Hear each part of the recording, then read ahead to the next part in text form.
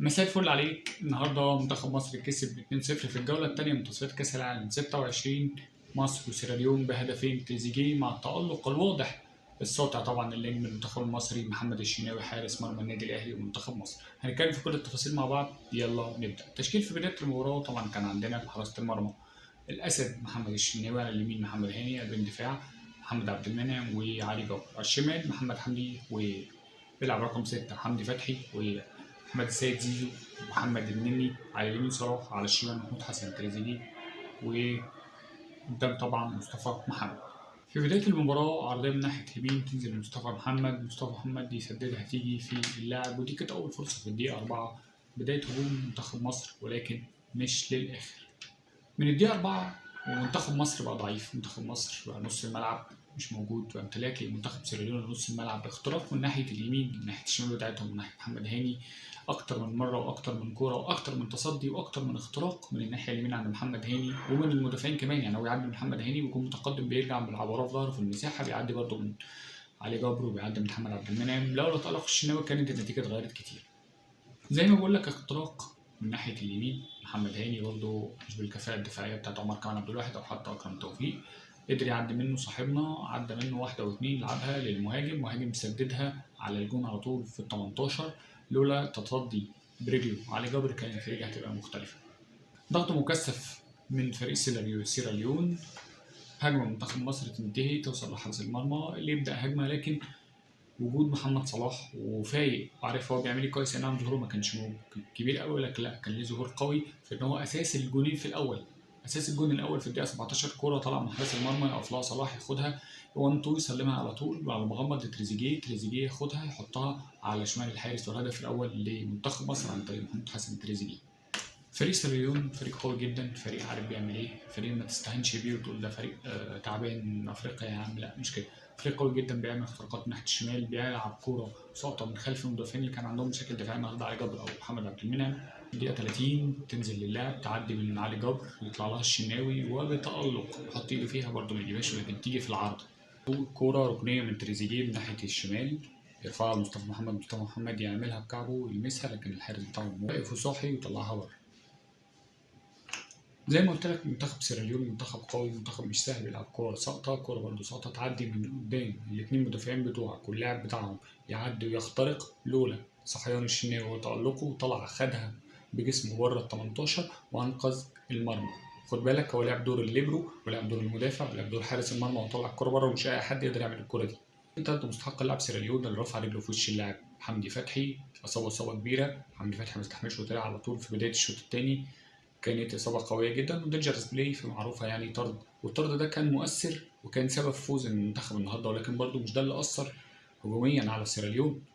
اختراق من الناحية الشمال بتلاقي علي جبر ماشي معاه المفروض يسلمه لمحمد عبد المنعم، لكن هو طلع أذكى من الاثنين وجري على طول ناحية الشناوي.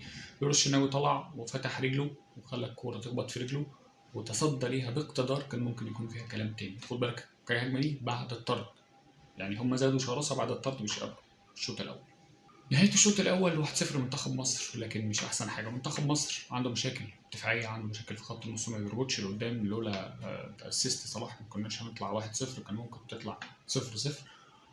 منتخب سيراليون منتخب أقوى، بيعمل اختراقات، بيعمل كرة متسقطة خلف الدفاع، ولكن مش أحسن حاجة. مع بداية الشوط الثاني روي فيتوريا ابتدى غير الاستراتيجية بتاعته شوية، والدنيا ابتدت تمشي معاه واحدة واحدة. ابتدى يمسك نص الملعب يستغل حالة الغياب بتاعة الطرد من فريق سيراليون لحد مرور 5 دقايق. الدقيقة 50 كورة برضو تتلعب خلف المدافعين، بس مش كورة بقى تكون في العالية، لا كورة أرضية. والمشكلة إن المهاجم بيسبق المدافعين بتوعنا. متخيل معايا برضو لولا إن الشناوي لعب دور الليبرو وفايق ومتألق طلع برضو شالها برجله.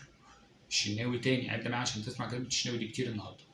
عايز اقول لك ان رغم الطرد الشوط الثاني تحس ان هو مش مطرود منه واحد، وانت مش بتلعب نيجيريا ولا السنغال، انت بتلعب سيراليون، فريق مش اقوى حاجه في القاره. انت عندك مشاكل في نص الملعب، عندك مشاكل دفاعيه لازم تعالجها بعدين. انت كسبت ولكن مش هو ده المنطق. دقيقه 58 ابتدى منتخب مصر يمسك نص الملعب، كوره ساقطه من ناحيه اليمين يلبسها مصطفى محمد تنزل لحمدي فتحي اللي يسددها ضعيفه في ايد حارس المرمى، كان بيطالب بركله الجزاء لكن بصراحه مش واضحه. مع الدقيقه 61 في نص الملعب لاعب سيراليون بيلعبها لزميله محمد صلاح فايق يقطع الكوره خد بالك اللي بيقطع الكوره مين؟ مش نص الملعب، لا ده محمد صلاح برضه في الجون التاني. محمد تريزيجيه يجري له الناحيه الشمال الفاضي يلعبها له، تريزيجيه يسددها في اللاعب تيجي لوب من فوق الحارس المرمى، ولكنه لعبها حتى لوب. والهدف الثاني لمنتخب مصر عن طريق المتألق محمود حسن تريزيجيه، اسيست طبعا صلاح، وده تاني اسيست لصلاح. الدقيقة 70 نزول مروان عطية ومحمود حمادة وخروج زيزو وخروج كمان حمدي فتحي المصاب. الدقيقة 77 عرضية من ناحية اليمين لمحمد صلاح مع هجمة مرتدة، تيجي مصطفى محمد يلعبها لوب من فوق الحارس، لكن المدافع يطلعها ببراعة من على خط المرمى ويمنع الهدف الثالث. مع مرور الدقيقة 90 حكم نادالا ادانا 8 دقايق وقت بدل ضايع، كان فيهم هجوم مكثف وقوي وضاري من فريق سيراليون، وكان فيه استماتة لحارس المرمى بتاعنا محمد الشناوي، خد بالك من الحتة دي كويس. الدقيقة 92 عرضية من ناحية الشمال بتاعتهم ناحية اليمين عندنا، مع نزول عمر كمال عبد الواحد مكان محمد هاني، وكمان نزول محمد شريف مكان مصطفى محمد. تيجي تتسقط على الناحية الشمال الفاضية، اللاعب يستلمها يسددها، الشناوي يصدها ترجع له يسددها تاني يصدها تاني، خد بالك بعدين تصدها مع وجود الدفاع ورجع له شوية قدر يعيقه ويسددها بره. ما اكتفيناش كده وما خلصناش. 95 عرضية متقنة جدا ما شفناهاش من الباكات بتوعنا، اللاعب مستنيها عارف انت اللوز المقشرة ويحط رجليه فيها. الشناوي بقى وما أدراك ما الشناوي اللي مستنيها، يعني هو الشناوي ما خدهاش، استنى رد فعل اللاعب اللي طلع عليها زي الوحش ومد ايده وعنده التراي والمحاولة وسرعة رد الفعل رهيب. الشناوي النهارده كان وينقذ مرمى براعه ويحافظ على الكلين شيت ويحافظ على انه ما دخلش فيه اهداف النهارده. مجمل المباراة كسبنا طبعا 2-0 لكن قدام منتخب مش كبير، ولكن اللي يهمنا النهارده 3 نقاط. انت عندك 6 نقاط متصدر المجموعة، غينيا بيساو وبوركينا فاسو برضو مش قليلين، هو طبعا من سيراليون واللي جاي لسه احسن ان شاء الله. نتمنى التوفيق لمنتخبنا والصعود لكأس العالم 26. شكرا.